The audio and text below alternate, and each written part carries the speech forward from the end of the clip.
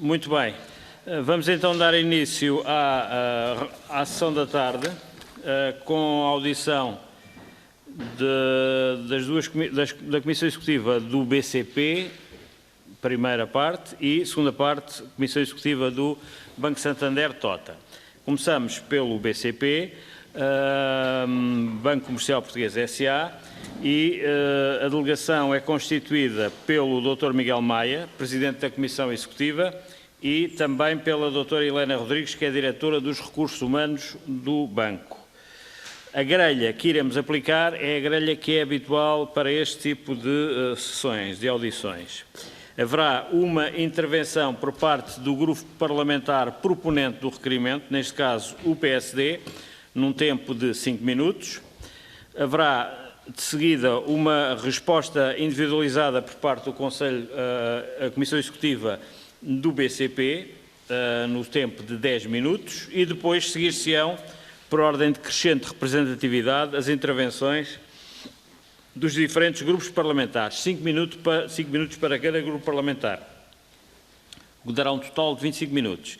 E uma resposta conjunta final por parte da Comissão Executiva do BCP, no tempo de 25 minutos, que é o equivalente à soma dos tempos concedidos aos grupos parlamentares. Portanto, terá um tempo total de 65 minutos, um tempo indicativo e, portanto, iremos dar início com a intervenção do grupo parlamentar do PSD na sua condição de proponente do requerimento. Sra. Deputada Helga Correia tem a palavra. Muito obrigada, Sr. Presidente. Cumprimentar naturalmente, Sr. Presidente, senhoras e senhores deputados, e um cumprimento especial em nome do Partido Social Democrata ao Dr. Miguel Maia, Presidente da Comissão Executiva do Milénio BCP, e à Dra. Helena Henriques, Diretora dos Recursos Humanos. Presentes nesta comissão e nesta audição a requerimento do Grupo Parlamentar do PSD, na sequência dos despedimentos coletivos, das rescisões e de outras vias de redução de postos de trabalho que estão a afetar o setor bancário português e, em particular, aqueles que estamos a discutir hoje e que já estamos desde o início da manhã a analisar, que diz respeito ao Santander Tota e ao Milénio BCP.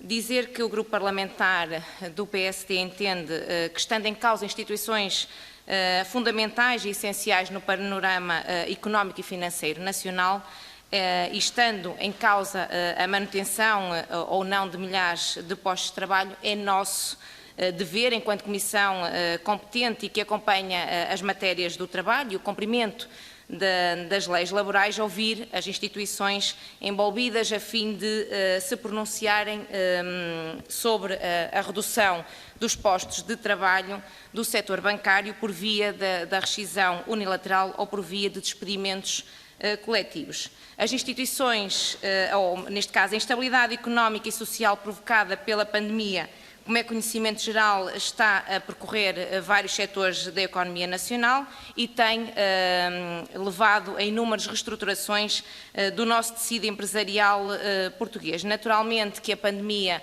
está a causar instabilidade nas instituições, no meio laboral e nas instituições financeiras nos mais diversos setores, nos mais diversos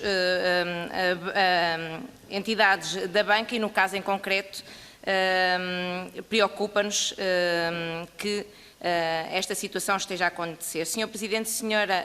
Diretora, assistimos no passado dia 13 de julho uma ação conjunta de 7 sindicatos, numa ação que é inédita no nosso país.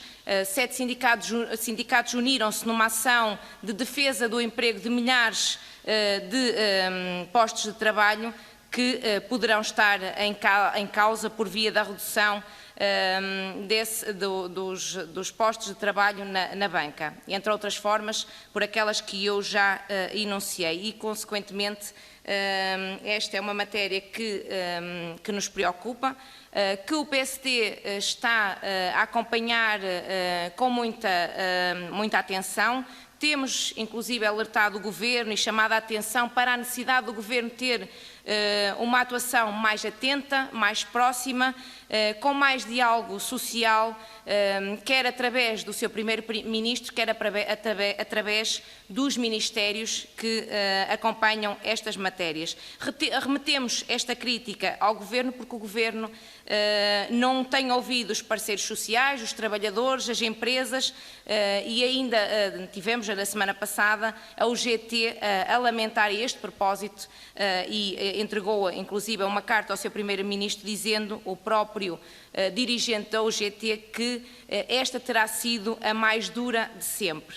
Ao Governo exige-se hoje mais proximidade, mais diálogo, uma atenção muito mais redobrada daquela que se exigia noutros tempos, inclusive nos tempos da Troika. O Governo, nesta matéria, pode ser aqui a pedra de toque em todo este processo e é certo que se impõe um limite na atuação do Governo por estarmos a falar de empresas do setor privado, mas apelamos ao Governo que promova, neste caso, o diálogo necessário, neste particular momento de instabilidade laboral vivida na banca. Apelamos que o Governo não deixe para os tribunais, onde todos nós sabemos que os processos arrastam-se anos, são morosos, até eventualmente se vir realmente a considerar que aqueles despedimentos são despedimentos coletivos ilícitos. Anos altamente penalizadores para os trabalhadores e para as suas famílias. Continuamos a apelar ao Governo, e isto no seguimento daquilo que o Governo, ainda num caso recente da Altice, que empurrou para a ACT a resolução destes problemas, apelamos ao Governo que faça mais em prol da manutenção dos postos de trabalho. E também não chega o Governo dizer, como disse num requerimento, numa pergunta do PSD, dizer que não chega a transmitir, para nós não chega a transmitir que a situação sinalizada reporta à ACT e está a ser objeto de acompanhamento por aquela entidade que assegura o cumprimento da legislação laboral. Do Governo exige-se que seja defensor, e num Governo que diz que é defensor dos direitos dos trabalhadores, exige-se que realmente o Governo fiscalize e não empurre para a ACT toda esta fiscalização. Se pudesse terminar, por favor. Sim, Sr. Presidente, só para terminar, dizer, Sr. Presidente, Sra. Diretora, que vivemos um período particularmente difícil, fruto da pandemia da Covid-19, e em muitos setores esses momentos são momentos dramáticos. A pandemia veio, neste caso, antecipar muitas reestruturações. É certo que o setor da banca hoje precisa de trabalhadores mais direcionados para o digital, com competências para análise de dados, para mudanças que a pandemia veio acelerar e, para concluir, Sr. Presidente, a minha primeira pergunta, que terei uma outra fase que poderei colocar-lhes outras questões, prende-se com o caso de que estamos perante um despedimento impulsionado pela situação económica provocada pela pandemia, ou estamos perante um despedimento por força da revolução digital e da digitalização da banca. Muito obrigada. Muito obrigado, Sra. Deputada. Então, passamos agora à fase da tal resposta individual, que é uma primeira intervenção por parte da Comissão Executiva do Banco Comercial Português, e eu passaria a palavra ao Dr. Miguel Maia, Presidente da Comissão Executiva, a quem eu desde já saúdo. Muito boa tarde, Sr. Presidente, muito boa tarde aos senhores deputados, muito obrigado pelas perguntas também à Sra. Deputada Helga Correia.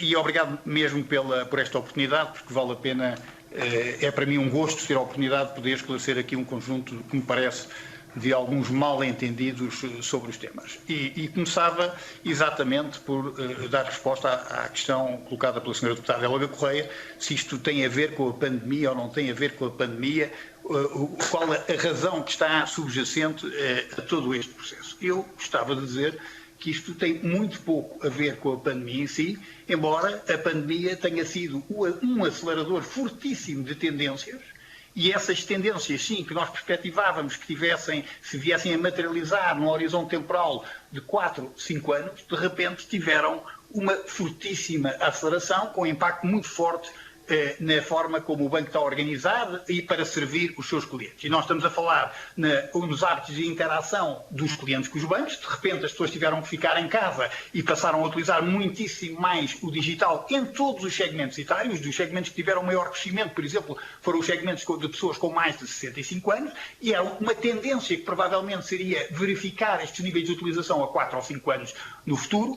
A incorporação de novas tecnologias no processos de negócio, porque nós tivemos que assegurar o trabalho a partir de casa, as interações com os clientes a partir de casa, com os níveis de segurança necessários, que são completamente diferentes dos das sucursais, e portanto houve uma necessidade fortíssima de incorporar tecnologia nos processos de negócio, e de repente assistimos, eu creio que os senhores deputados acompanham tão bem como eu, que temos um conjunto vasto de operadores que entraram pelo sistema financeiro adentro, porque e bem se fortaleceu a regulação do setor financeiro, e portanto temos hoje um setor financeiro bem regulado e com uma regulação muito forte, e portanto de repente apareceu um setor do shadow banking com um peso muito grande, apareceram as fintechs, que até têm sido bastante colaborativas, é muito menos uma ameaça do que aquilo que muitas vezes aparece nos jornais, mas é uma ameaça efetiva. O caso das big techs que trabalham sobre os nossos clientes com um enquadramento regulatório completamente diferente, apareceram o peso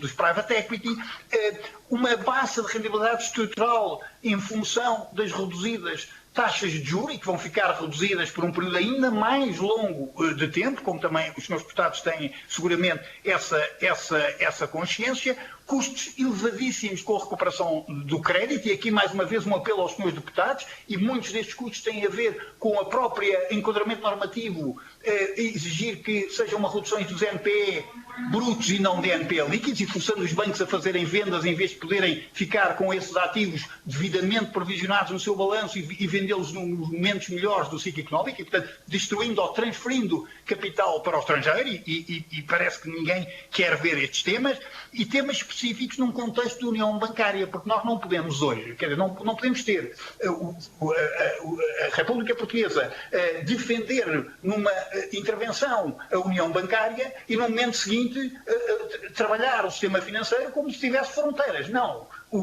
Hoje temos uma união bancária, portanto temos que ter condições competitivas nessa união bancária. E eu gostava de recordar aqui que nós hoje assistimos muitos países a protegerem as suas empresas e a protegerem as capacidades instaladas em cada um dos países. Eu nem sequer estou a defender isso, mas se não se protege, pelo menos que não se ataque.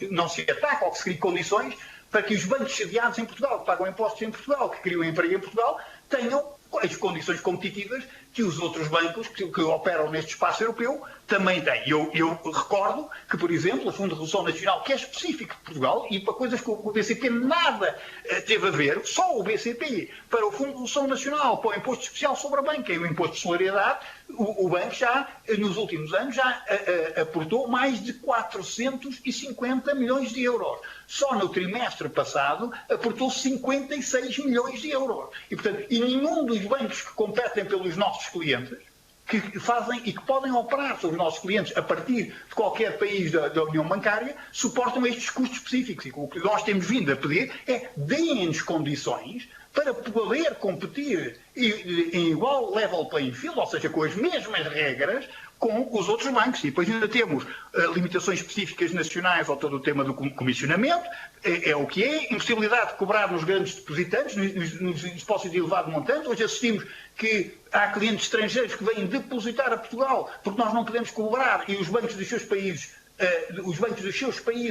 cobram, e portanto nós pegamos esse dinheiro, depositamos no Banco Central Europeu e pagamos 50 pontos base, quer dizer, e a gente parece que não quer ver, e eu não, nestas intervenções todas que vi dos responsáveis pela defesa dos direitos dos trabalhadores, não falasse nesta ausência de level playing field que tanto prejudica o setor, quer dizer, um processo de recuperação judicial lentíssimo, obviamente com custos fortíssimos, e por exemplo um sistema fiscal que nomeadamente, por exemplo, em matérias como os reportes fiscais, em que na última comissão da reforma fiscal toda a gente apontou que não era um sistema competitivo, no relatório do professor Costa Silva também estava claramente evidenciado e, portanto, não há um enquadramento que seja um enquadramento que permita assegurar que os bancos portugueses possam competir. Portanto, isto não tem a ver com a pandemia, era o que eu gostaria de dizer, tem muito a ver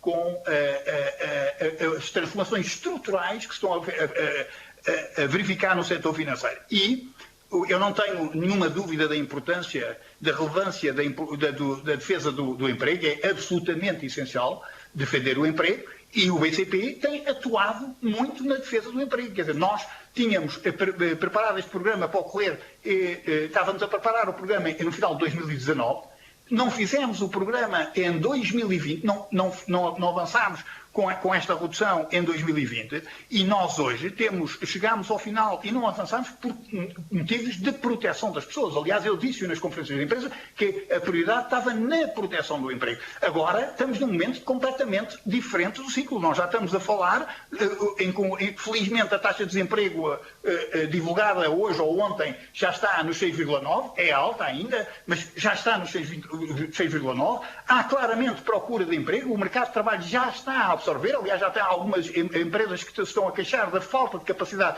de recortar e as perspectivas para os próximos anos são de crescimento económico. Portanto, este é que é o momento em que, de facto, poderá haver capacidade de absorção deste ajustamento que os bancos têm que fazer. E os bancos têm que fazer, eu volto a dizer, que não é a melhor forma de proteger o emprego, é garantir que as empresas têm condições para serem viáveis e prósperas.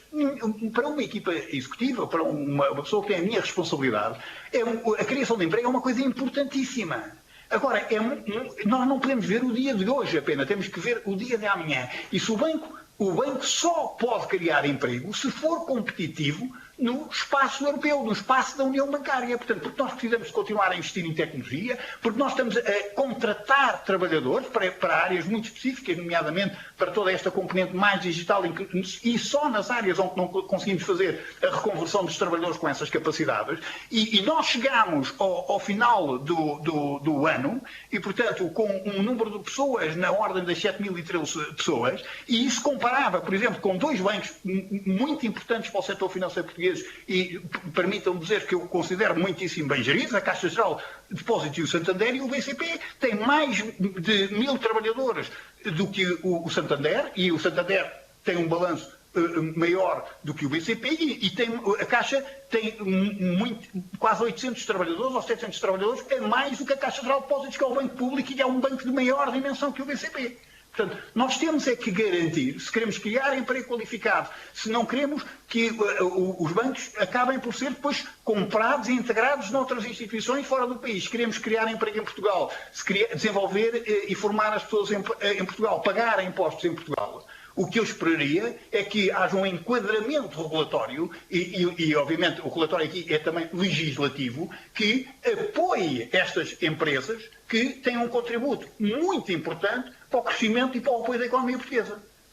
E esta é a razão de ser do despedimento. Não tem nada a ver com a pandemia. Nós estamos, e podemos pensar, está bem, mas tem uns níveis de rendibilidade elevados. Não é verdade. A banca não vive, em Portugal, não vive de rendas, tem rendibilidades muitíssimo baixas. Quer dizer, eu falo pelo caso do BCP, agora tira a banca e põe o BCP, o ROE do grupo BCP foi 5,2% em 2018, foi de 5,1% em 2019, 3,1% em 2020 e no primeiro semestre de 0,4%. Ora, isto é claramente abaixo do nosso custo de capital. Portanto, se nós queremos, de facto, ver para além do imediato, para além do dia de hoje, temos que ter a coragem de tomar as decisões para garantir a competitividade da banca e do banco que estão sediados em Portugal e que competem no espaço da União Bancária. Para nós isso é muitíssimo importante.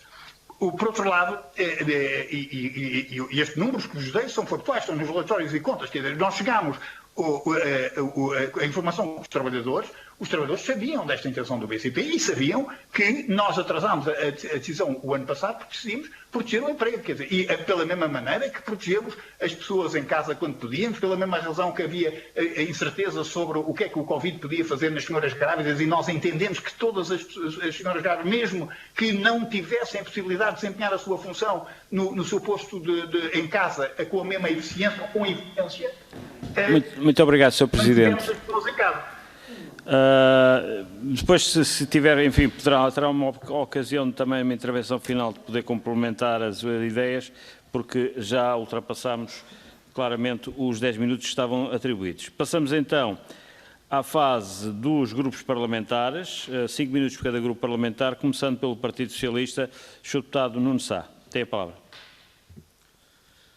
Muito obrigado, Sr. Presidente. Cumprimentar o Sr. Presidente, as senhoras e os senhores deputados e também apresentar cumprimentos em nome do Grupo Parlamentar do Partido Socialista ao Sr. Presidente da Comissão Executiva e à Sra. Diretora de Recursos Humanos do Banco Comercial Português, Millennium BCP. Apresentar os cumprimentos e agradecer a presença nesta audição. O Partido Socialista associou-se a este requerimento do PSD para que se realizasse esta audição, porque é extremamente importante que se o faça em função de audiências e de trabalhos parlamentares e de notícias vindas a público sobre o que está a acontecer no setor bancário. Estamos preocupados, muito preocupados, com situações como as que ainda aqui hoje da parte da manhã nos foram relatadas, que podem configurar graves violações de direitos, tais como chantagem, situações de assédio e de incumprimento de obrigações laborais, no caso, por parte do Millennium. Antecipámos que alegariam a questão da transição digital e os desafios que o setor enfrenta. Mas enfrentar crises e novos desafios não é novo para o setor bancário. Aliás, não é novo para o setor bancário, não é novo para o tecido empresarial, industrial e económico português, nem é novo para nenhum de nós. Existirem desafios e dificuldades faz parte da condição. E o setor bancário já enfrentou no passado inúmeras crises, e já teve que responder a novos desafios. A questão da transição digital não é algo que se tenha colocado há um ano atrás. Vem ocorrendo, em particular no setor bancário. Já houveram reestruturações bancárias, transformações, mas isso foi feito com respeito pela lei e diálogo social. Nunca houve um clima de crispação, de confronto social no setor bancário, como este que agora estamos a assistir. Portanto, o que importa aqui saber é como respondem aos abusos e ilegalidades relatadas pelos trabalhadores e pelos seus representantes, designadamente os sindicatos. Porque, vamos ser muito claros, ninguém vai aceitar a falta de fundamentação e muito menos ilegalidades. E a responsabilidade é de cada banco. Aliás, aqui há pouco foi dito, estamos no domínio do setor privado e envolvendo o Governo. O Governo não administra bancos. A responsabilidade é de cada banco, que isso fique bem claro. Mas as entidades públicas, com as suas competências, não deixarão de agir, naturalmente. Assim, esta audição é uma oportunidade para a administração do BCP Millennium, se o entender, esclarecer um conjunto de questões que gostaria de colocar. Existe algum processo de despedimento coletivo? Ou estão a usar a possibilidade do despedimento coletivo para influenciar os processos de rescisão por mútuo acordo? A informação de que dispomos é que não deu entrada na DGERT de tal processo. Segundo, temos relatos de situações de assédio moral no local de trabalho. A administração do Millennium BCP tem conhecimento destas situações, existem processos na ACT por este motivo e os sindicatos reportaram à administração estas situações de assédio. Já agora, qual o diálogo e envolvimento dos sindicatos? respondem aos pedidos de informação dos sindicatos.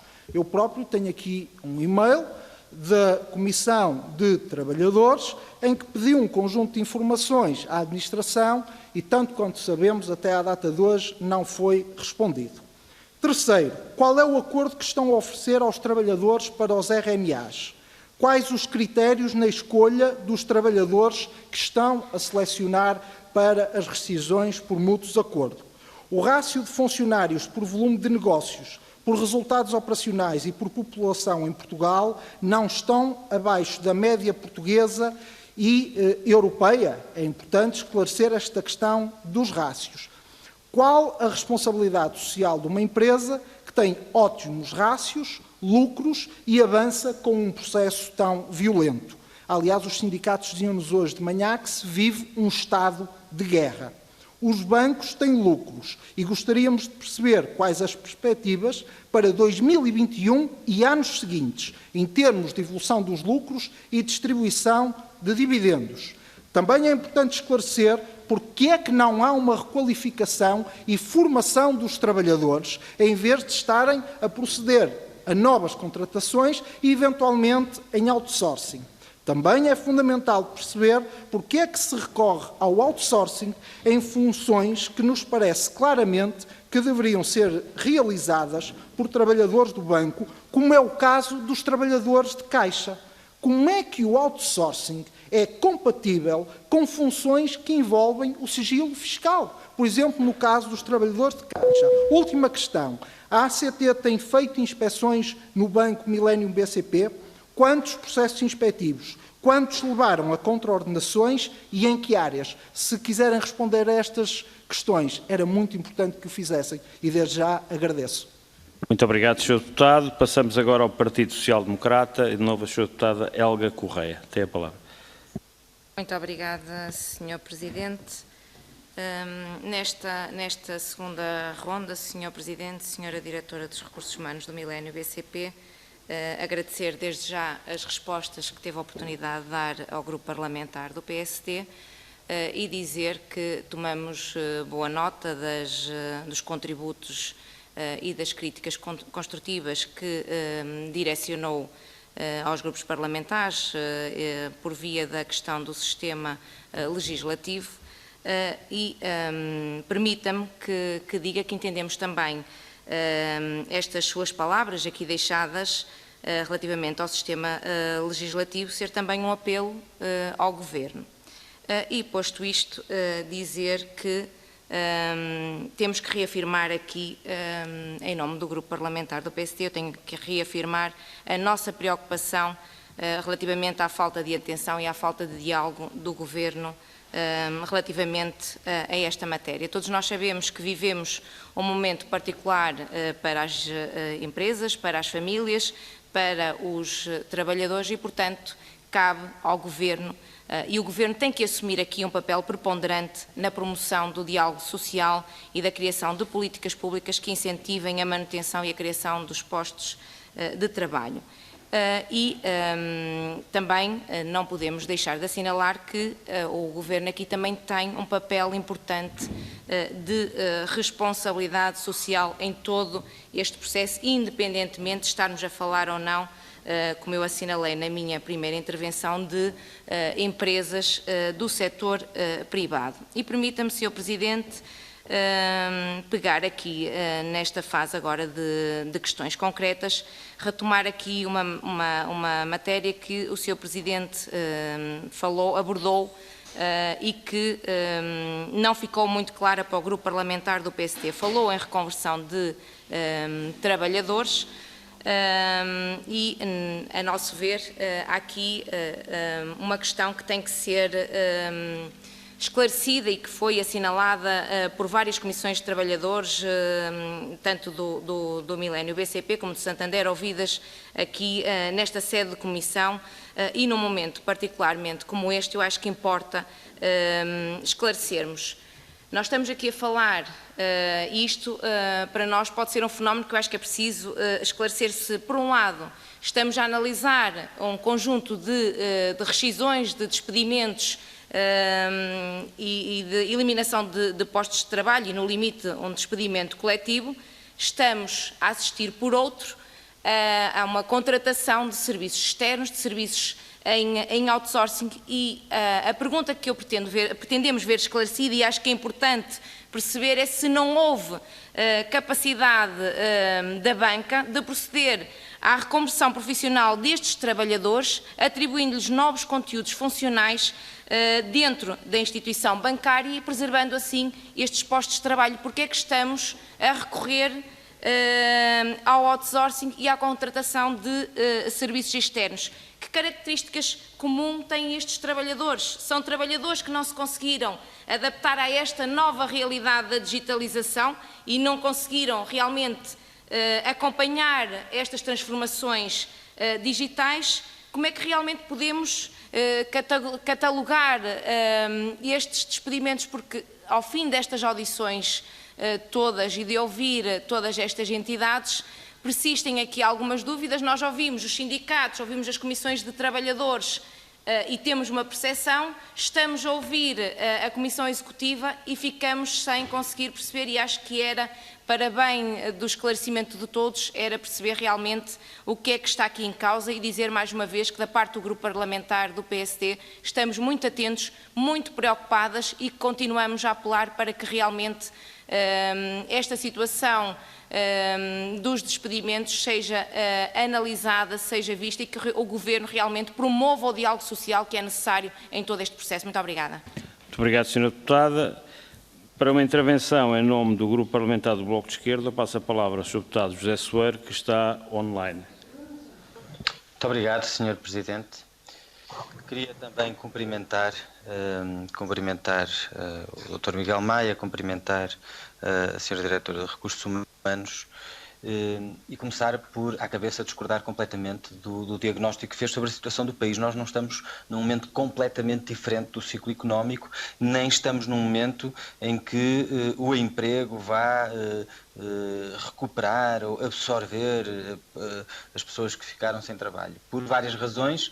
Primeiro, porque infelizmente a pandemia não acabou. Segundo, porque nós estamos agora precisamente a assistir à vaga de despedimentos coletivos e à medida que alguns dos apoios que foram criados para, nomeadamente, aguentar postos de trabalho numa situação de crise, à medida que esses apoios forem desaparecendo, é possível que a situação económica, e nomeadamente em termos de despedimentos, piore e, portanto, penso que é um enorme equívoco aquilo que a leitura que faz sobre o momento económico. Mas o Dr. Miguel Maia, no dia 31 de março de 2020, agradecia aos trabalhadores do BCP o esforço notável e incansável dos trabalhadores, estou a citá-lo, a força e coesão dos trabalhadores, também eles na linha da frente.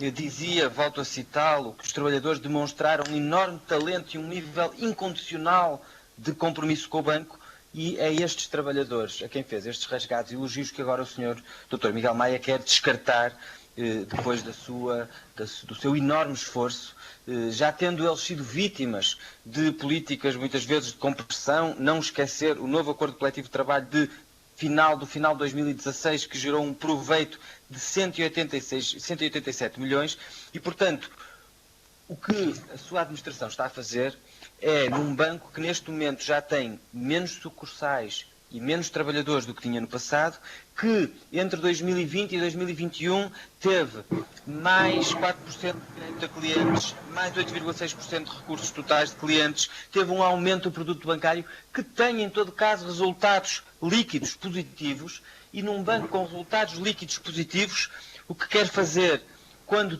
tantos outros setores se esforçaram imenso, mesmo sem resultados líquidos positivos, para manter os postos de trabalho, o que quer fazer é, numa empresa, num banco com resultados líquidos positivos, imputar aos trabalhadores a sua estratégia de precarização, porque é disso que se trata, Dr. Miguel Maia.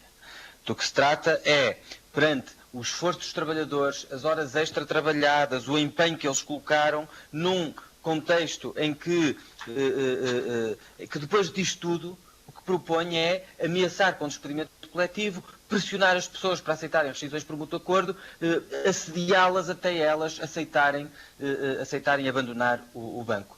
E isto acontece ao mesmo tempo que, de acordo com o último relatório de contas de 2020, há 75 milhões de euros que o BCP investe em outsourcing, ou seja, na externalização do trabalho. Há uma situação em que, por um lado, se tenta descartar trabalhadores, se ameaça os trabalhadores com um despedimento coletivo, e, por outro, se externaliza funções. É isto que eu chamo oportunismo empresarial, de uma empresa que tem lucros, que tem bons rácios e que está a aproveitar de forma oportunista a crise e a pandemia para fazer uma reconfiguração laboral, substituindo trabalhadores com direitos por trabalhadores precários em outsourcing externalizados, sem estarem incluídos, abrangidos pelo acordo de empresa. Gostava de lhe fazer algumas perguntas, uma vez que parece que mesmo à estrutura da representação coletiva dos trabalhadores parece que não responde a algumas perguntas, gostava de lhe fazer. Quantos trabalhadores é que estão neste momento em outsourcing no BCP? Quantos contratos a termos e quantos estagiários é que existem no banco e qual é a taxa de rotatividade? Em terceiro lugar, quantas horas suplementares é que foram trabalhadas no último ano no BCP? Porque se há necessidade de horas suplementares, trabalho extraordinário, se há necessidade de recorrer ao outsourcing, então nós não precisamos de menos postos de trabalho, precisamos de mais postos de trabalho. Porque o BCP pode internalizar e atribuir aos trabalhadores do banco as funções que tem vindo a externalizar e, em vez de fazer trabalho suplementar, respeitar os horários de trabalho e, portanto, distribuir o trabalho que tem. Parece-nos tudo isto muito oportunista, muito incoerente. Queria também insistir numa ideia que já foi aqui dita pelo Sr. Deputado do Partido Socialista, é que há funções cuja externalização é do domínio do absurdo e do perigoso. Foi aqui dado o exemplo dos trabalhadores da Caixa. E, portanto, no fundo, o que parece estar aqui em curso é justamente isso, é uma manipulação da lei para uma reconfiguração laboral e uma substituição de trabalhadores com direitos por trabalhadores precários, num contexto em que, ainda por cima, os clientes são os prejudicados com este tipo de estratégia de gestão. Dizia também, página 13 do relatório de contas de 2020, mencionava-se o aumento das reclamações registadas. Sabemos que o acesso dos clientes, nem toda a gente utiliza a banca digital também precisa de trabalhadores e, portanto, o que nós lhe dizemos, e termino, já sei que já ultrapassei o meu tempo, são duas coisas. Primeiro, Portugal tem leis e o Dr. Miguel Maia, a sua administração, tem que as respeitar. Se há trabalhadores para saírem do banco e, por uma vez, numa empresa com lucros e com resultados positivos,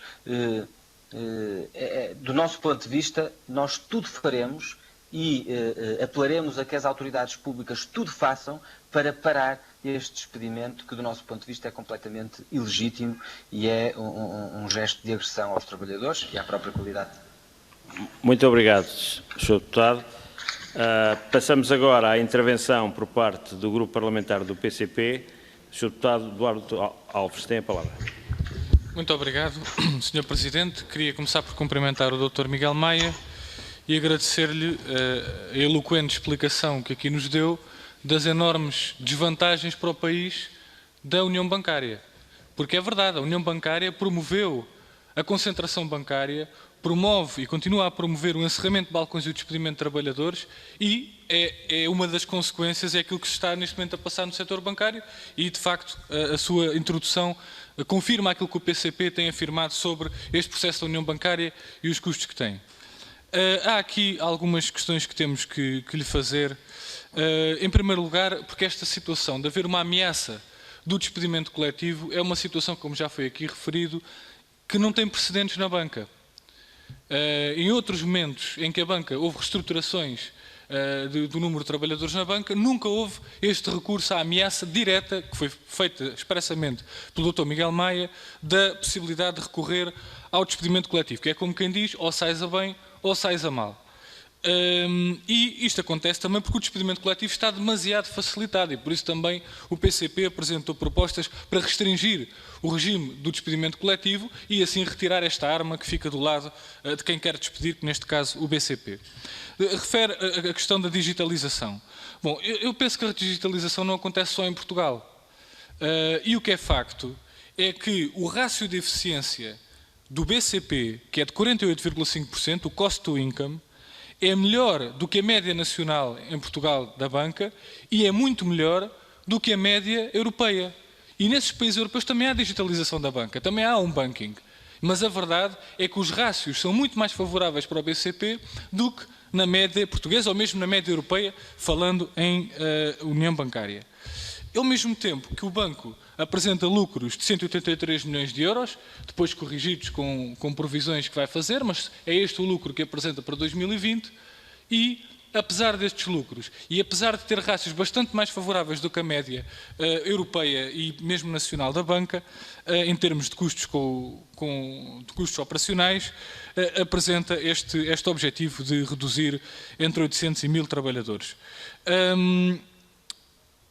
Também gostaríamos de questioná-la acerca do não cumprimento de normas legais, desde logo a necessidade de envolvimento dos sindicatos e das comissões de trabalhadores neste processo. Gostaríamos que, em concreto, respondesse sobre aquilo que foi afirmado pelos sindicatos e pelas comissões de trabalhadores que não teriam sido envolvidos, e também o não cumprimento da notificação de 30 dias para o encerramento dos balcões e dos postos de trabalho, se esta norma não foi cumprida, como foi também aqui denunciado pelos sindicatos. Depois queríamos também comentar que o BCP beneficiou de um apoio de todos os portugueses com o chamado regime dos cocos, que teve 3 anos para devolver os apoios que os portugueses lhe deram, e agora quer concluir um despedimento de 800 trabalhadores em 9 semanas, e não, ainda por cima no período de férias que se trata, e portanto não podemos deixar de assinalar esta discrepância entre um banco que, quando precisa, tem o apoio dos portugueses e não tem qualquer pejo em realizar estes despedimentos num momento de forma tão acelerada como agora pretende. Gostaríamos também de perguntar se o plano estratégico que é aludido para justificar estes despedimentos, se é do conhecimento dos sindicatos, porque aquilo que nos foi dito é que não tem conhecimento do plano em concreto que depois justifica estes despedimentos. E depois, por fim, também uma questão que é importante, que dê aqui um esclarecimento, porque nós, quando olhamos para as contas do BCP, aquilo que percebemos é que há um impacto negativo de 112 milhões de euros da operação que o BCP tem na Polónia.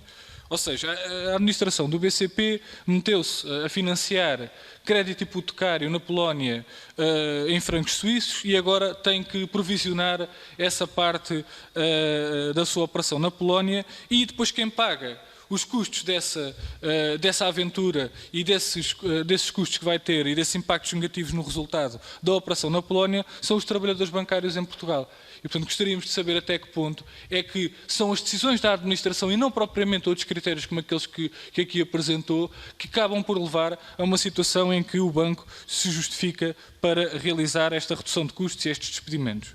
Em relação ao recurso ao outsourcing, gostaríamos de questionar se esta substituição de bancários por trabalhadores que não são bancários e que não estão eventualmente vinculados diretamente ao banco, até que ponto é que isto põe em causa também aqui as questões que já foram aqui referidas do sigilo bancário, as questões até questões, enfim, do próprio funcionamento do sistema bancário e da relação entre os clientes e o banco, porque é totalmente diferente uma coisa e outra. E, por fim, uma questão que também aqui foi referida, que é se houve ou não houve articulação entre os vários bancos no sentido de, ao mesmo tempo, porque nós verificamos uma coincidência temporal, ao mesmo tempo vários bancos apresentam estas reestruturações e estes despedimentos. Ainda por cima recorrem à mesma sociedade de advogados. A mesma sociedade de advogados, que é Arnaud e Pena, está a realizar nos 2 bancos que aqui são referidos os processos de despedimentos. E, portanto, gostaríamos de saber se há aqui algum tipo de articulação e, se não, porque é que parece que há. Muito obrigado, Sr. Deputado. O último grupo parlamentar a intervir é o grupo parlamentar do CDS. Passo a palavra ao Sr. Deputado Pedro Moraes Soares, que nos acompanha online. Sr. Presidente, creio que todos me estejam a ouvir bem. Tive aqui algumas falhas. Perfeitamente. Muito bem, muito obrigado. Cumprimentar o Sr. Presidente, Srs. Deputados, também cumprimentar o Dr. Miguel Maia, agradecer a exposição que nos fez e deixar 2 ou 3 notas e uma questão. Em primeiro lugar, uma rescisão de vínculo laboral, como quiser, seja por muito acordo ou despedimento coletivo, é algo que, na opinião do CDS, portanto, ninguém quer, portanto, ninguém gosta. E é sempre difícil, portanto, estar a passar por este tipo de situações. Portanto, não querem, não gostam os trabalhadores, mas também não querem, certamente, não querem e não gostam, portanto, também as entidades empregadoras. Mas também deixar aqui uma referência, portanto, como para nós também o mundo laboral também vive de equilíbrios e não olhamos também de uma forma facciosa para nenhuma das partes, não partilhamos a ideia que alguma esquerda tem que as rescisões e os despedimentos coletivos são algo que agrada aos papéis. Certamente, portanto, não será algo, portanto, do agrado, portanto, de todos estes processos de despedimentos, portanto, ou de rescisões e de acordos de rescisão por parte dos empregadores. Agora, temos vindo, ou tem vindo a público e também pela exposição que foi feita, informações, de facto, que os grandes bancos estão a reduzir milhares de trabalhadores este ano. Um processo que vem acontecendo desde a última crise, mas em 2001 ou 2021, como também tive a oportunidade, portanto, de transmitir também de manhã, deverá atingir um novo pico, tendo mesmo, e no caso do BCP, admitir, portanto, recorrer, portanto, a despedimentos. Segundo informações, o BCP que iniciou em junho um plano de redução de trabalhadores, contactando os funcionários que pretendiam, portanto, que saiam e apresentar as condições, poderão ser por reformas antecipadas para quem tem 57, portanto, ou mais anos, ou rescisões por muito acordo. Se possível saber, em termos de números, se nos pudessem ser transmitidas, portanto, agradecíamos que nos respondessem a esta questão, portanto, de quantas é que chegaram a acordo ou quantas é que estão ainda no processo de negociação. Deixar esta nota, mas também fazer também, portanto, uma referência, e o CDS, como partido que sempre defendeu e valorizou, irá sempre também valorizar as partes no diálogo social, acreditamos que pode ser possível, mesmo necessário, recorrer à desvinculação de trabalhadores, chegar a um acordo que minimize esse impacto. Tem que haver uma minimização desse impacto, caso seja essa a opção, e deixar a nota também que o Parlamento, além da competência legislativa, tem também uma função fiscalizadora do Governo, mas não tem a função executiva, portanto, nem fiscalizadora da conformidade legal sobre as questões dos despedimentos coletivos. Isso sim cabe, é um acompanhamento e a fiscalização que cabe à ACT, portanto, e à ADGERT, e estamos cá, portanto, para ver e para verificar o que a ACT fez ou o que a ADGERT irá fazer. Também tivemos a oportunidade de manhã de ouvir alguns sindicatos de que não estava a haver um acompanhamento por parte da ACT nem por parte da ADGERT. Não foi só um sindicato, como que disse, mas foram vários, portanto, durante o período da manhã, mas era esta nota que eu queria deixar, portanto, e agradecer mais uma vez ao Dr. Miguel Maia. Muito obrigado. Muito obrigado, Sr. Deputado. Chegamos ao fim da ronda dos grupos parlamentares e então, para a resposta conjunta, no tempo de 25 minutos, dou a palavra ao Sr. Dr. Miguel Maia, Presidente da Comissão Executiva do BCP. Sr. Presidente, mais uma vez agradeço a oportunidade, porque de facto há tanta informação que é tão parcelada que, não tendo a oportunidade de clarificar, poderia ficar com uma ideia completamente errada daquilo que se está a passar. E eu gostava de seguir a ordem, portanto, embora alguns pontos tenham sido apresentados por vários senhores deputados, e portanto, desses casos procurarei não repetir. O primeiro tema, a violação do direito, assédio, chantagem, não passa pela cabeça do BCP fazer qualquer violação do direito. Seria inaceitável qualquer violação do direito. Portanto, é um tema que está completamente fora de questão. Nem assédio, nem chantagem. Agora, o que eu não prescindo é de falar olhos nos olhos com os trabalhadores e não de falar, esconder uma pequena parte da verdade só porque me é conveniente para fazer um determinado processo. Não. Eu tenho quase 32 anos do banco, conheço as pessoas, muitas pessoas pelo primeiro nome, e as pessoas respeitam a Comissão Executiva do Banco Comercial Português. Aliás, tivemos os melhores índices de satisfação com o banco da última década, exatamente porque a gente fala nos olhos da verdade. Com todos os nossos colaboradores. E, portanto, e foi por isso que felicitei e continuo a felicitar com o mesmo entusiasmo no dia de hoje. E é exatamente porque acredito que o que estamos a fazer é o melhor para o banco e para os seus trabalhadores que estamos a fazer aquilo que estamos a fazer. Portanto, nenhuma chantagem, nenhum assédio. A minha mensagem não foi endossada a ninguém, fila na primeira pessoa, e para que não houvessem dúvidas sobre a interpretação das palavras, dirigi uma comunicação pessoal, não é aos envolvidos, a todos os trabalhadores. Portanto, essa comunicação é pública. Não tem qualquer trabalhador do BCP recebeu da minha caixa do correio um e-mail sobre o que é que íamos fazer, porque é que íamos fazer. É esse falar verdade que depois nos leva a ser respeitados quando tomamos decisões que são difíceis. Obviamente os bancos já enfrentaram dificuldades, uns sobreviveram, outros não. Aqueles que têm capacidade de adaptação sobrevivem, os que não têm capacidade de adaptação desaparecem. Vejam o número de bancos que existia antes da crise anterior, vejam o número de bancos que existe atualmente. Parece-me, e os senhores deputados também o sabem, que o único banco cotado que sobreviveu em Portugal foi o Banco Comercial Português. Portanto, e porquê? Porque antecipamos os problemas e resolvemos os problemas. Não esperamos que o tempo cure, nem ficamos ao sabor das marés, procrastinando as decisões difíceis para que alguém um dia mais tarde chegue e diga que é inevitável e que tem que ser assim. Não é essa a nossa forma de estar. A nossa forma de estar é de correção com as pessoas, de falar olhos nos olhos, falar verdade com as pessoas. E, portanto, é só isso que temos feito. Não vai haver nenhum desrespeito pela lei, nenhuma ilegalidade vai existir no tema. O banco não tem em curso nenhum processo de despedimento coletivo. O banco explicou palavra por palavra o que é que estava a fazer, o objetivo que tinha que atingir, para minimizarmos o número de reduções de pessoas. Volto a dizer que ficaremos com mais pessoas do que outras instituições que estão a recomeçar processos, portanto, uma clara preocupação de preservação do emprego, mas só o conseguimos fazer se queremos minimizar o número de saídas, se forem as pessoas que, exatamente, fazem menos falta neste contexto e, portanto, não é tirar de todos, é tirar aqueles que fazem menos falta no atual contexto para preservar o maior nível de emprego. Portanto, nós ficaremos com muito mais empregados do que algumas outras instituições porque acreditamos que é esta a forma correta de fazer as coisas e porque acreditamos que depois com o tempo faremos as coisas de uma forma muito mais suave, obviamente se tivermos condições para o fazer. Os envolvimentos dos sindicatos, reúno regularmente com os sindicatos. Antes de iniciar o processo, ou no momento em que iniciámos o processo, falámos com os sindicatos. A minha preocupação de acompanhar os trabalhadores é fortíssima.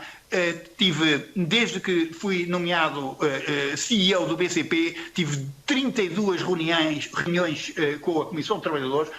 Gostaria de ver se há muitas pessoas que tiveram 32 reuniões e que estão quase mensalmente com a Comissão de Trabalhadores para ouvir os pontos de vista diferentes e, portanto, é uma participação muito intensa e, aliás, tenho incorporado ao longo deste mandato várias observações, várias recomendações das organizações representativas dos sindicatos, que aliás valorizo e que também lhes digo que tenho 32 anos de banco e sou sindicalizado há 32 anos. Portanto, e continuo sindicalizado mesmo depois de ter assumido a função de presidente executivo do banco. Relativamente... Eu gostava de poder levar a resposta até ao fim, se me for permitido.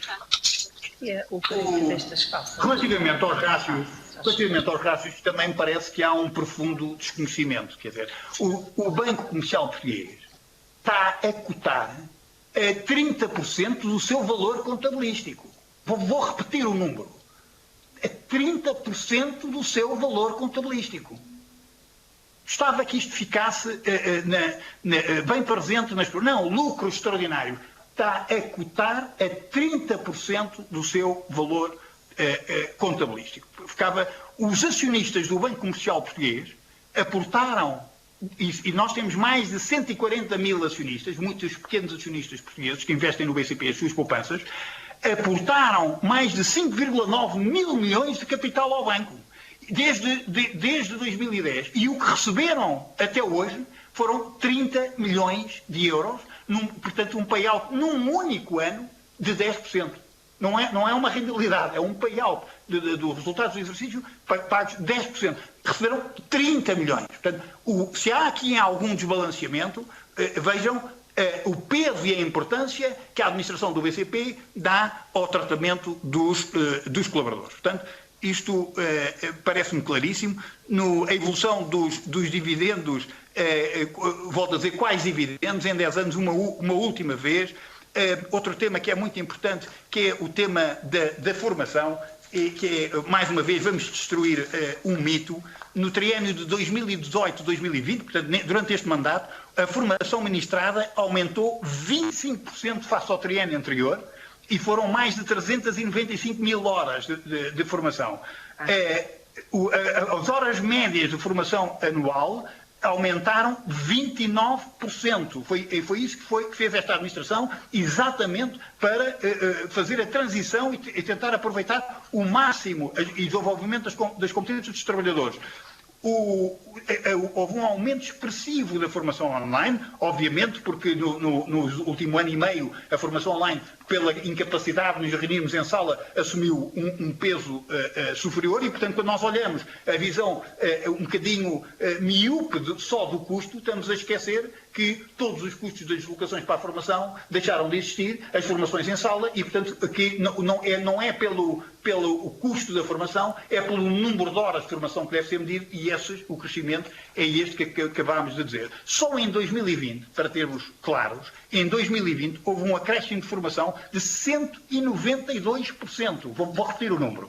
192, criámos uma academia chamada Academia Digital do Milénio, exatamente para fazer essa transformação das pessoas. Outro aspecto que vale a pena desmistificar, porque é verdadeiramente desmistificar, e os meus deputados, alguns referiam aqui o montante dos custos do outsourcing do BCP, e o montante bem referido, 75 milhões em 2019, 74 milhões em 2020, e depois já não interessa, porque não nos passaram essa informação, e portanto seguramente porque não têm essa desagregação, mas isto está e consta na informação que o Banco publica, os contratos com as empresas de informática só disto representam 54%. Os advogados e notários representam 3%. É isto que estamos a falar, quer dizer, a parte dos temporários e da mão de obra eventual, destes 74 milhões, representam 400 mil euros, mais 200 mil euros na mão de obra eventual. E depois ainda podemos pôr, e aí com um valor um bocadinho mais significativo, a parte dos call centers, não é? A parte dos call centers, assim, um valor de 4,2 milhões. Mas é nesta ordem de grandeza que nós estamos a falar, e portanto isto desmistifica por completo essa fantasia de que estamos a fazer mais outsourcing. O que estamos a fazer é menos outsourcing. É verdade que temos pontualmente algumas funções de caixa, e também é verdade que já há indicações claras que a partir do final deste ano não teremos um único caixa em outsourcing. E portanto, quando nós estamos a fazer o plano, estamos a olhar para o futuro, não estamos a olhar para setembro. E portanto, a partir do final do ano, e digo de viva voz, não temos um único caixa em funções de outsourcing. Obviamente a ACT faz as inspeções, o banco é objeto regular de inspeções, umas coisas estão bem, outras coisas não estão bem, as coisas não estão bem, prontamente procuramos corrigir, e isso faz parte de uma organização que tem a dimensão do Banco Comercial Português e de 7 mil trabalhadores, que não é uma organização infalível, cometemos erros como todas as pessoas, o que temos é aprendemos com os erros e evitamos cometer os mesmos erros.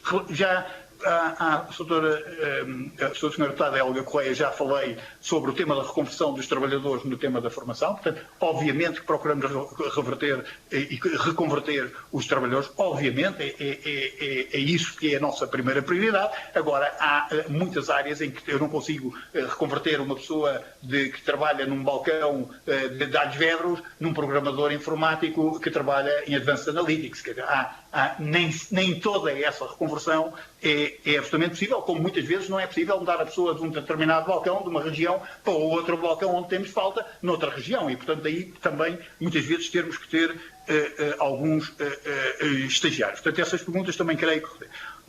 Sr. Deputado José Soeiro, eu acho que de facto lhe deram um conjunto de informação que não é correta, e portanto o Sr. Deputado depois tira um conjunto de ilações que, a partir de uma informação incorreta, naturalmente não podem estar certo. Agradeci e agradeço, volto-lhe a dizer, o esforço feito pelos trabalhadores, e o BCP tem excelentes trabalhadores. Aliás, é uma reflexão que vale a pena a sociedade portuguesa fazer, é porque é que temos empresários tão bons trabalhadores, e não conseguimos ter grandes empresas em Portugal. Talvez se consiga perceber que, se calhar, o enquadramento não é favorável à criação de empresas com dimensão à escala europeia e à escala mundial. Porque se temos bons empresários, como asseguro-vos que temos, e se temos bons trabalhadores, como asseguro-vos que temos, então, se calhar, é o tema do funcionamento das instituições que pode estar a condicionar a capacidade de Portugal ter esses centros de competência distintivos e um conjunto razoável de grandes empresas, como tem algumas, a operar à escala internacional. Não descartamos trabalhadores, nunca descartaremos trabalhadores e, portanto, o que nós estamos a fazer é querer e atrasar, volto a dizer, quando foi preciso conter o programa que contivemos, não o fizemos em 2020. O que nós queremos é garantir que o BCP permanece com capacidade de apoiar a economia portuguesa e as famílias portuguesas. Foi por isso que tivemos o papel que tivemos nas moratórias e nas linhas de apoio protocoladas pelo Estado.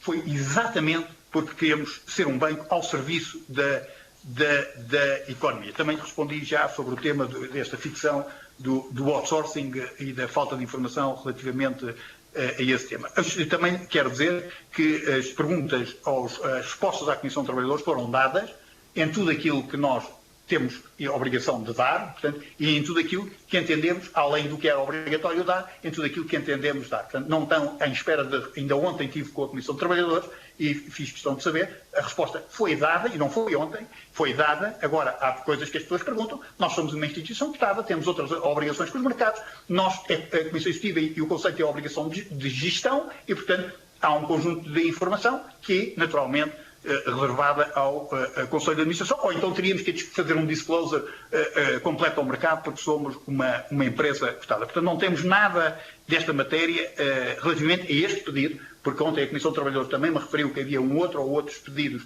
que não tinham sido totalmente respondidos, ao que eu pedi, façam um favor de me enviar, porque eu posso responder é por aquilo que recebi agora, relativamente à períodos em atraso, e admito que o haja, naturalmente que teremos que dar resposta. Os clientes não estão prejudicados.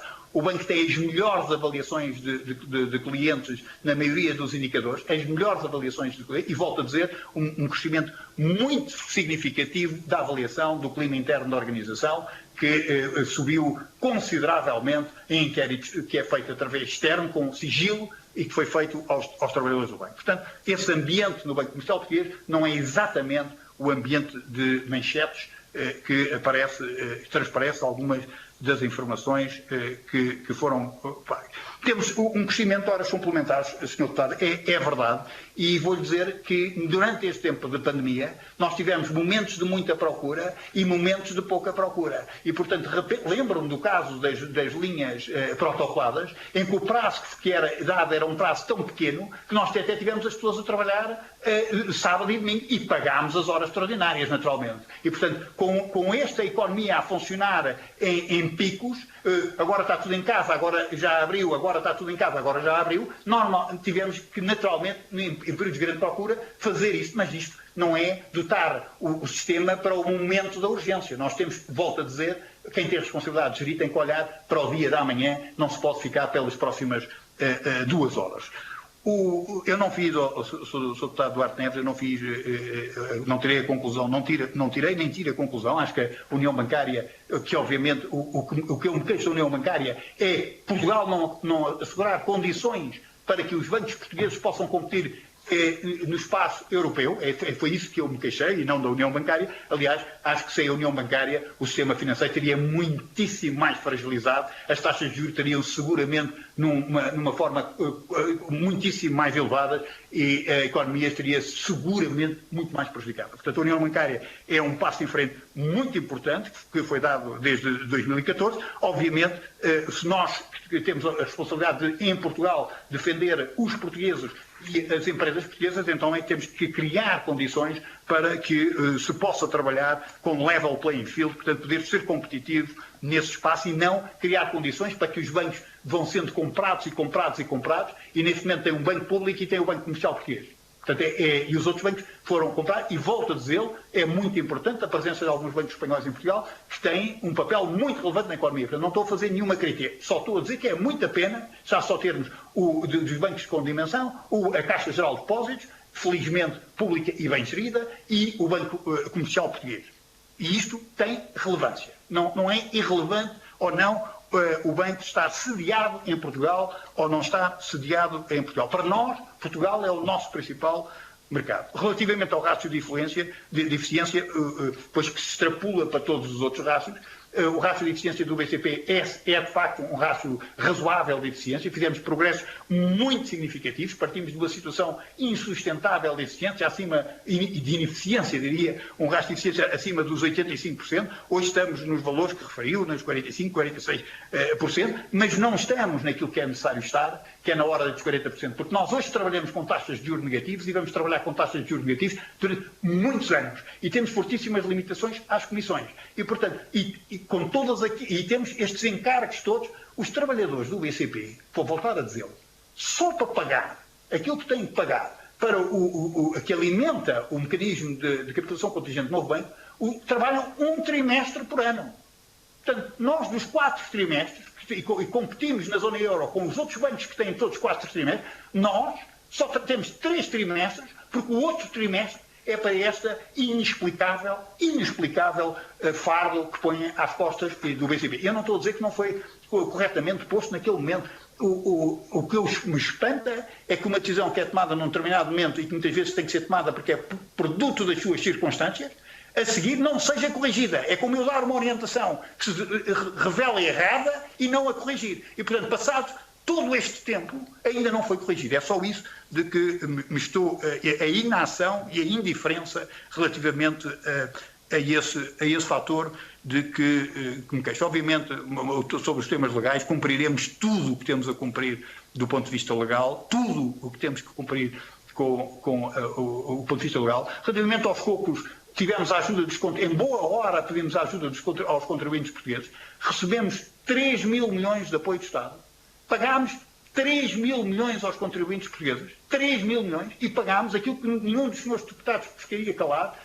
Provavelmente ficariam indignados se cobrássemos a uma empresa com as linhas protocoladas no Estado que andam 1,5%, andam abaixo dos 2%. No BCP, o custo que nos fizeram suportar foi de 10%. Pagámos 1.000 milhões, vou voltar, os trabalhadores do BCP e os acionistas do BCP pagaram aos contribuintes portugueses 1.000 milhões em juros e comissões. É bom ter isto presente e vou voltar a referir que só nestas contribuições desniveladas e que nos colocam o price book value nos 30%, já foram mais de 450 milhões e só este ano foram 56 milhões. E para isto é que eu gostava muito da atenção dos representantes dos trabalhadores e, naturalmente, dos senhores deputados.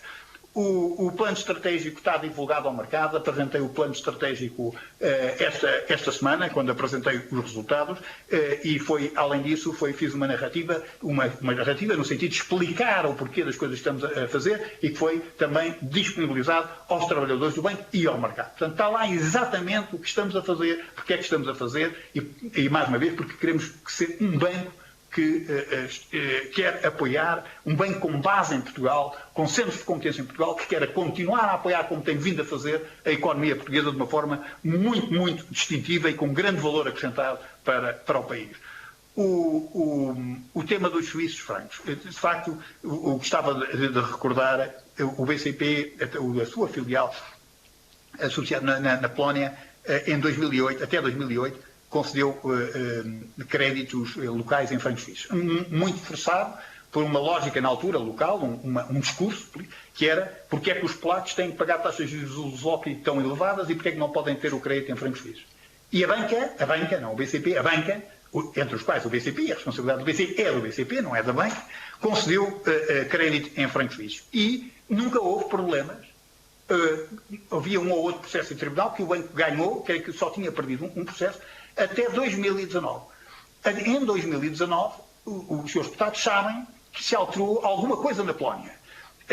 E o resultado desse discurso, que tem uma determinada percepção e um determinado rumo, de facto, isto criou-se um tema sobre os francos suíços e o banco tem vindo a provisionar de forma muito expressiva. Eu também gostava de recordar, os senhores deputados, que quando o BCP teve aquelas enormes perdas em Portugal, também beneficiámos dos resultados da Polónia. É por isso que somos um grupo, porque temos operações, e é por isso que temos um portfólio balanceado com várias operações, para quando uns correm menos bem, os outros possam de alguma forma ajudar. É isso, em gestão, chama-se diversificação de risco. Portanto, ao ter um portfólio mais diversificado, um mercado pode estar menos bem, o outro está melhor e, portanto, as coisas compensam. Agora parece que, quando tivemos a ajuda da Polónia não dissemos nada, eu disse, e os trabalhadores do BCP disseram e agradeceram. Agora, há um momento em que eles estão a passar menos bem. Faremos nós o esforço, porque exatamente gerimos um portfólio, não gerimos uma ilha. Vemos o conjunto dos temas que afetam o Banco Comercial Português. Digo-lhes também que o esforço feito na Polónia de redução no sentido da eficiência é muito maior e que só este ano o número no year on year, o número já se aproxima quase da redução de quase 1000 trabalhadores na Polónia. Outro tema que eu gostava de dizer, quando se fala aqui na lógica de já creio que o nome que ouvi era o cartel dos bancos falarem uns com os outros. Os escritórios de advogados com quem nós trabalhamos nesta matéria, trabalhamos com ele desde 2011. Está bem? Portanto, eu não estou preocupado com que outros bancos trabalham com o escritório de advogados, que é um bom escritório de advogados e, naturalmente, sendo um bom escritório de advogados, nesta matéria, seguramente, é a razão que temos trabalhado com ele, nós escolhemos e continuamos a trabalhar com ele e não vamos mudar porque qualquer outro banco passa a trabalhar com eles. Portanto, fazemos a nossa decisão, não depende das decisões dos outros, depende do nosso diagnóstico, da nossa avaliação e, portanto, não, é absolutamente irrelevante se há outros bancos ou não, nem conserve absolutamente nada com outros bancos. Mas também gostava de dizer que o tema, eu não vejo o tal tema do Portugal e dos três bancos.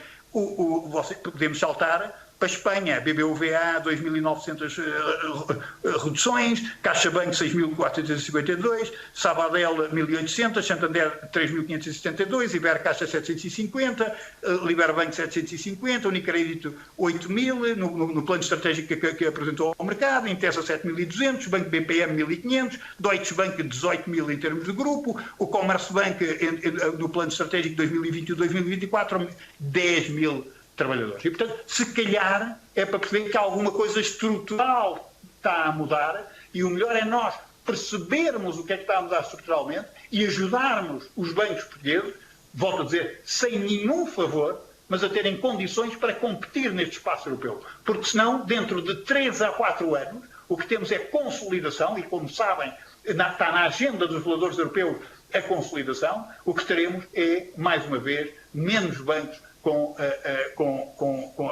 sede em Portugal. E, portanto, essa responsabilidade é uma responsabilidade que compete-nos a todos nós portugueses, que é pugnar para o funcionamento eficiente das nossas instituições e instituições que permitam a tal criação de empresas competitivas à escala europeia e, se possível, também à escala mundial, onde temos apenas um número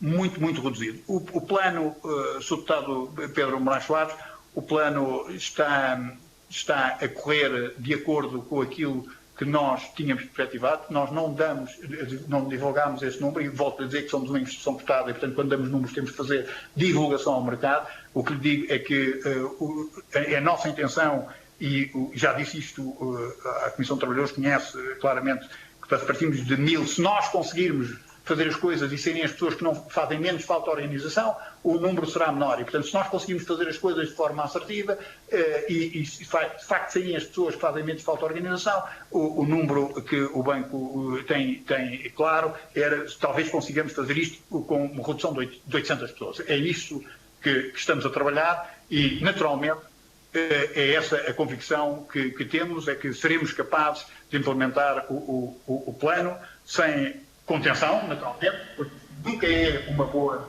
é sempre um tema tenso, mas faremos com rigor e com enorme respeito pelas... Muito obrigado, Sr. Doutor.